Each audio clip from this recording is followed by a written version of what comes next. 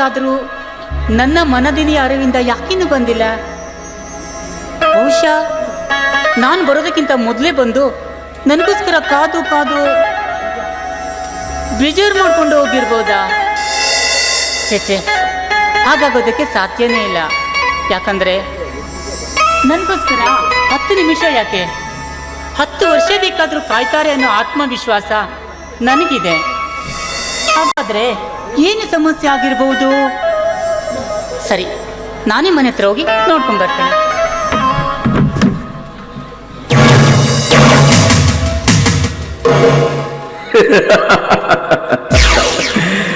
ನೀಲಾಕಾಶದ ಪಾಲಂಗಳದಲ್ಲಿ ಧ್ರುವತಾರಂತೆ ಶೋಭಿಸ್ತಾ ಇರೋ ಸೌಂದರ್ಯದ ಕಣಿ ಇದೇ ನಂಬಿಕಾ. ರೆಕ್ಕೆ ಫಲಿತ ಹಕ್ಕಿ ಅಂತ ಹಾರಾಡುತ್ತಾ ಅವಸರ ಪಟ್ಟು ಆತುರದಿಂದ ಹೊರಟಿರುವಲ್ಲ, ಎಲ್ಲಿಗೆ ನಿನ್ನ ಪ್ರಯಾಣ? ಅರಗಿರುವ ಅಂತರಂಗದಲ್ಲಿ ಬಯಸಿದ ಹಕ್ಕಿ ತಕ್ಕ ಸಮಯಕ್ಕೆ ಬರಲಾರದು ಕಂಡು ದಿಕ್ಕು ತಪ್ಪಿ ಹೊರಟಿದ್ಯಾ? ಅಥವಾ ಅಮೃತ ಸವಿ ಜೇನನ್ನ ಸವಿಯಲು ಸರಿಯಾದ ಸಮಯಕ್ಕೆ ಬರಲಾರದ ದುಂಬಿಯ ದಾರಿ ಕಾದು ಕಾದು ಕಾದು ಕಂಗಾಲಾಗಿದೆಯಾ? ಅಂಬಿಕಾ, ಇನ್ನು ಮುಂದೆ ನೀನು ಇದಕ್ಕಾಗಿ ಏನು ಯೋಚನೆ ಮಾಡೋ ಅವಶ್ಯಕತೆ ಇಲ್ಲ. ಬಯಸಿ ಬೇಡ ಮುಂದೆ ಕಲ್ಪವೃಕ್ಷವಾಗಿ ಬಂದು ನಿಲ್ಲುವ ಈ ಹಕ್ಕಿಯನ್ನ ಯಾವತ್ತೂ ಧಿಕ್ಕರಿಸಬೇಡ. ಅಂಬಿಕಾ, ನಿನ್ನ ಪ್ರೀತಿಯ ಪರಿಮಳವನ್ನ ಸವಿಯಲು ಬಂದ ಈ ತುಂಬಿಯನ್ನ ಕಂಡು ನನಗೆ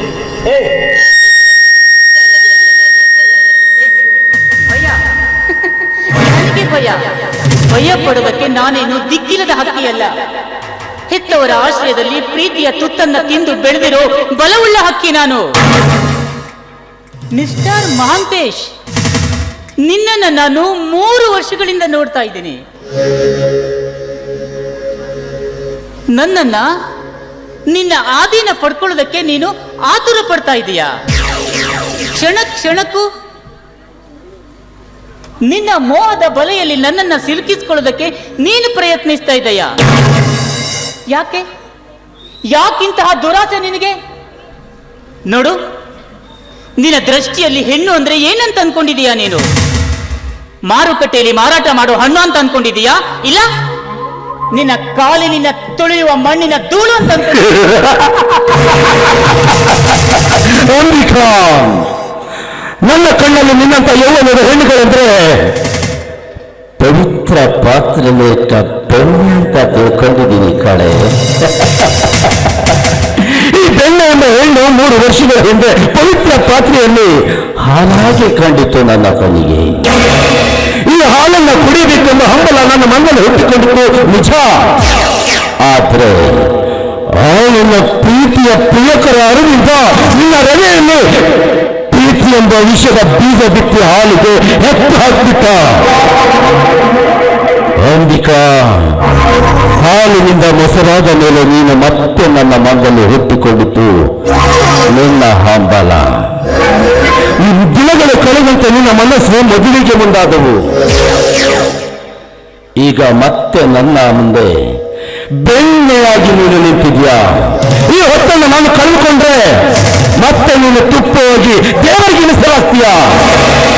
ಸೊ ಅಂಬಿಕಾ, ಈ ನಿನ್ನ ಬೆಣ್ಣೆ ಅಂತಿರುವ ಯೌವನವನ್ನ ಯಾರ ಕಣ್ಣಿಗೂ ಕಾಣದ ಹಾಗೆ ರಸಿಕನಾಗಿ ಉಳಬೇಕು ಅಂತ ನಾನು ನಿಮಗೆ ಬಂದಿದ್ದೀನಿ. ಅಂಬಿಕಾ, ಒಳ್ಳೆ ಮಾತಿನಿಂದ ಹೇಳ್ತಾ ಇದ್ದೀನಿ. ನೀನಾಗಿ ಬಂದು ನಿನ್ನ ತೋಟಕ್ಕಿಂತ ನನ್ನನ್ನು ಬಿಗಿದಕ್ಕೆ ನಿನ್ನ ಸೌಂದರ್ಯದ ಸಿರಿ ಸುಖವನ್ನು ಉಳಿಬಡಿಸಿದ್ರೆ ಸರಿ. ಇಲ್ಲವಾದ್ರ ಈ ಬೆಣ್ಣೆಯನ್ನು ಕಟ್ಟು ತಿನ್ನಲು ಹೆಸರಿನೆಲ್ಲ ಕಟುಕ. ನಿನ್ನಂತಹ ಕಟುಕನ ಮಾತಿಗೆ ಹೆದರುವ ಹೆಣ್ಣಲ್ಲ ನಾನು.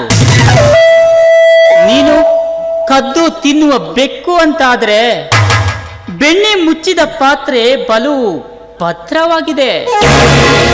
ಕೈಗೆ ಸಿಗಲಾರದ ಬೆಣ್ಣೆಗೆ ನೀನೇನಾದ್ರೂ ಕೈ ಚಾಚಿದೆ ಅಂತಾದ್ರೆ ನಿನ್ನ ಕೈಗೆ ಸಿಗೋದು ಬೆಣ್ಣೆಯಲ್ಲ, ಮೈ ತುಂಬ ಬೆತ್ತದ ಬರೆಗಳೇ. ಮನ ಬಂದಂತೆ ಮಾತಾಡ್ಬೇಡ. ನನ್ನ ಇಚ್ಛೆಯನ್ನು ನೀನು ತುಟ್ಟೀಕರಿಸಿ ಆದ್ರ ನಿನ್ನ ಯೌವನದ ಅಂಗಳದಲ್ಲಿ ನಾನು ಮಂಗನಾಗಿ ಬಂದು ನಿನ್ನ ಅಂದ ಚಂದವನ್ನು ಹಾಳು ಮಾಡಬೇಕಂತ ಎಚ್ಚರ. ಅಂಬಿಕಾ, ನಾನು ಮಂಗನಾಗಿ ನಿನ್ನ ನಂದನವನಕ್ಕೆ ಕಾಲಿಡುವ ಮುನ್ನವೇ ನೀನು ನನ್ನನ್ನು ಸ್ವಾಗತಿಸಿಕೊಂಡಿದ್ರೆ ಸರಿ. ಇಲ್ಲವಾದ್ರೆ ಬಯಸಿದ್ದನ್ನು ಹೇಗೆ ಪಡೆದುಕೊಳ್ಳಬೇಕೆಂಬ ಛಲ ನನಗೆ ಗೊತ್ತು.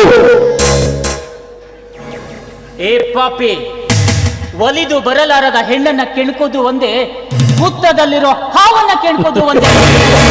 ನೀನೀಗ ಹೊರಟಿದ್ದು ಹಾವನ್ನ ಕೆಣ್ಕೋದಕ್ಕೆ. ನೀನೇ ಮನಸ್ಸು ಮಾಡಿದ್ರು ಕೂಡ ನಿನ್ನಾಸೆ ತೀರಿಸೋ ಹೆಣ್ಣಲ್ಲ. ಮಂಗನಂತೆ ಹುಚ್ಚುತನದಲ್ಲಿ ನೀನು ವರ್ತಿಸುವುದಕ್ಕೆ ಮುಂದಾದೆ ಅಂತಾದ್ರೆ ಮುನ್ನೆಚ್ಚರಿಕೆ ಕೊಡ್ತಾ ಇದ್ದೀನಿ ನಿನಗೆ, ಎಚ್ಚರದಿಂದ ಬದುಕು ಅಂತ.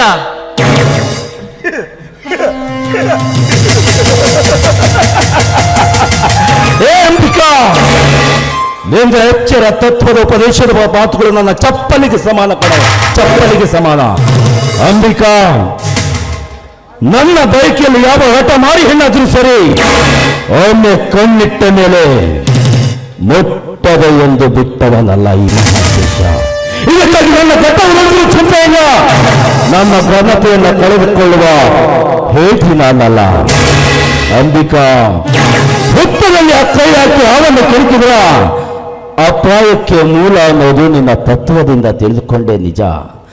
ಆದ್ರ ಅದೇ ಹಾವನ್ನ ಈ ಮಾತೇಶನ ಭೂಮಿಯ ನಾದಕ್ಕೆ ನರ್ತನ ಮಾಡಿಸುವಂತ ಮಹಾನಿಪುಣ ನಾನು ಕಡೆ, ಮಹಾನಿಪುಣ.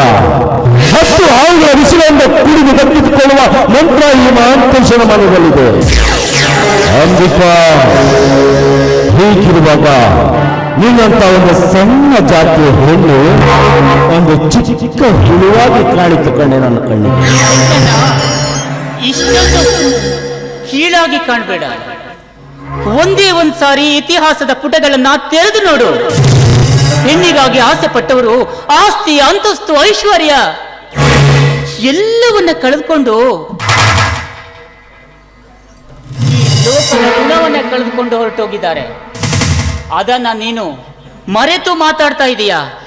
ನೋಡು, ಹುಟ್ಟಿಸಿದ ಆ ಬ್ರಹ್ಮನಿಗೆ ಹೆಣ್ಣಿನ ಮನದಂತರಾಳವನ್ನ ಅರಿಯುವುದಕ್ಕೆ ಸಾಧ್ಯವಾಗಲಿಲ್ವಂತೆ. ಅಂದಾಗ ನೀನೇನೋ ಬಲ್ಲೆ ಹೆಣ್ಣಿನ ಮನದಂತರಾಳವನ್ನ? ಹೋಗಿ ಹೋಗಿ ನಿನಗೆ ನಾನು ಉಪದೇಶ ಮಾಡ್ತಾ ಇದ್ದೀನಲ್ಲ, ನನಗೆ ಬುದ್ಧಿ ಇಲ್ಲ. ದಯವಿಟ್ಟು ಹೊರಟೋಗು ಇಲ್ಲಿಂದ. ಅಂಬಿಕಾ, ಹೊರಟು ಹೋಗಲು ಬಂದಿದ್ರೆ ಹಾಗೆ ನಿನ್ನಂತ ಹರೆಯದ ಹೆಣ್ಣನ್ನ ನಿಲ್ಲಿಸಿ ಮಾತನಾಡ್ತಾ ಇರಲಿಲ್ಲ. ಏನಂದ ನೀನು? ಪುರಾಣದ ಕತೆ. ಅಂಬಿಕಾ,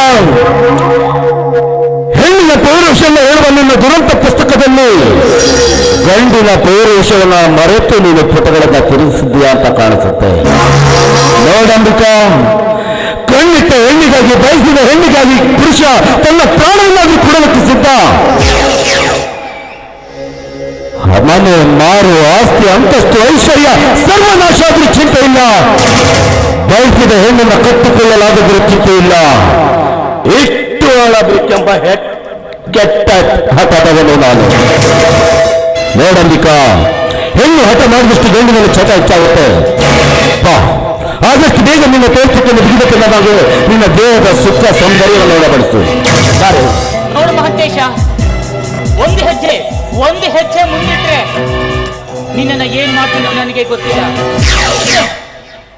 ನೋಡು, ಮರ್ಯಾದೆಯಿಂದ ಗೌರವ ಕೊಟ್ಟು ಹೇಳ್ತಾ ಇದ್ದೀನಿ, ದಯವಿಟ್ಟು ಮರೆಯದಿರೋ ಸುಜ್ಞಾನದ ಅರಿವನ್ನ.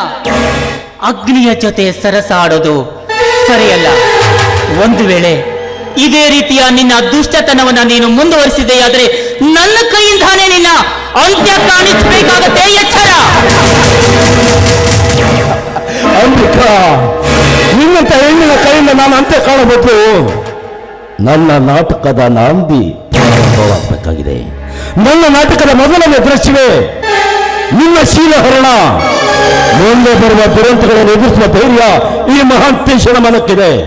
ನೋಡಂಬಿಕಾ, ನೀನು ನನ್ನ ನಾಟಕದಲ್ಲಿ ನಾಯಕಿಯಾದರೂ ಸರಿ, ಕಳ ನಾಯಕಿಯಾದರೂ ಸರಿ, ಒಟ್ಟಿಗೆ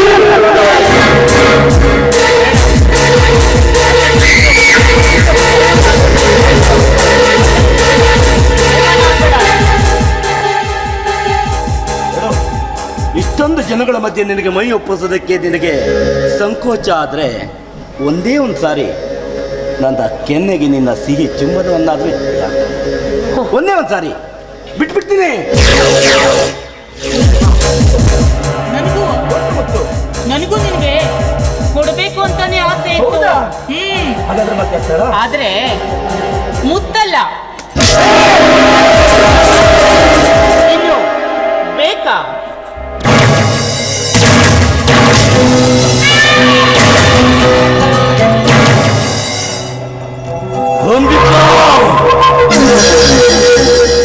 ತಪ್ಪು ಮಾಡಿಬಿಟ್ಟೆ ಕಡೆ, ತಪ್ಪು ಮಾಡಿಬಿಟ್ಟೆ. ಉರಿಯುತ್ತಿರುವ ಕಾಮದ ಕಿಚ್ಚಿನಲ್ಲಿ ನನ್ನ ಕೆನ್ನ ಮತ್ತು ನನ್ನನ್ನ ರೊಚ್ಚಿಗೆಪ್ಪಿಸಿದೆ ಕಣೆ, ರೊಚ್ಚಿಗೆಪ್ಪಿಸಿದ್ಯಾ? ಇನ್ನು ರೊಚ್ಚಿಗೆತ್ತ ಘಟಸಪ್ಪ ನಿನ್ನನ್ನು ಯಾವತ್ತೂ ಕಚ್ಚುತ್ತದೆ ಗೊತ್ತಿಲ್ಲ. ಈ ನಿಂತ ನೆಲದಲ್ಲಿ ನಿನ್ನನ್ನು ಸುಟ್ಟು ಭಸ್ಮ ಮಾಡಿಬಿಡ್ತಾ ಇದ್ದೆ. ಆದ್ರೆ ನಿನ್ನ ಪ್ರೀತಿ ಎಂಬ ಅರಮನೆಯಲ್ಲಿ ಮಹಾರಾಜನಾಗಿ ಮೆರೆಬೇಕೆಂಬಾಸೆ ನನ್ನ ಮಂಗಲ್ ಇಟ್ಕೊಂಡಿದೆ. ಅಂಬಿಕಾ, ಇವತ್ತು ನೀನು ತಪ್ಪಿಸ್ಕೊಂಡಿದ್ಯಾ? ಆದ್ರ ಇನ್ನು ಮುಂದೆ ಈ ನಾಂತೀಶನ ಇಚ್ಛೆಯನ್ನು ಕಿಚ್ಚಿ ಕಳಿಸಿದ್ದಾದ್ರ ನಿನ್ನ ತೋಳಿಗೆ ಬೆಂಕಿ ಬಿತ್ತು ಅಂತ ತಿಳ್ಕೊ.